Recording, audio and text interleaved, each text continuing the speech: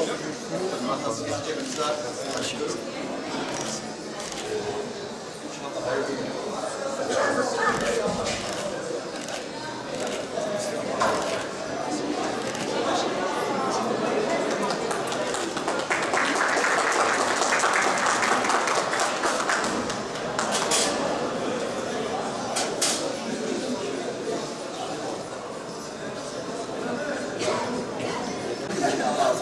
Bunlar bakımdan genel müdürün arkasında ışınlarına eski fotoğraflar. 2015 yılında caminin minaresinde çekilmiş fotoğraf. Burada çizim.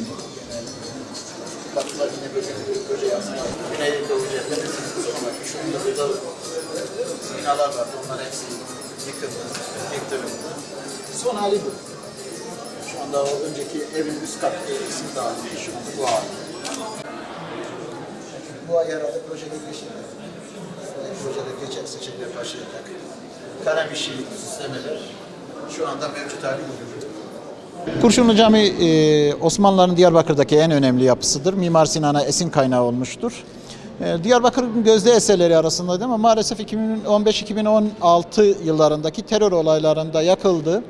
Eser büyük oranda tahrip edilmiş. Özellikle minber kısmı ve ahşap mahfil tamamıyla tahrip oldu. İş mekanları yine yangından dolayı isle kaplanmıştır. Şu anda temizlik çalışmaları tamamlandı. Proje aşamaları yine tamamlanmak üzere.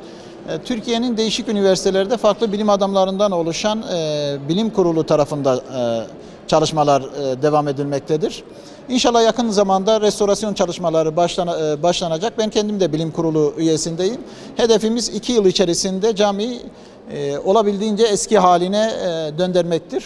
Ama aynı zamanda biz şunu da istiyoruz, sonraki nesillerin görebilmesi açısından bu son yaşanan terör olaylarının bazı izlerinin de caminin duvarlarında kalması gerekir ki yaşadığımız bir olaylardan ders alalım. Bir daha bu olaylar tekrar etmesin. Temennimiz odur.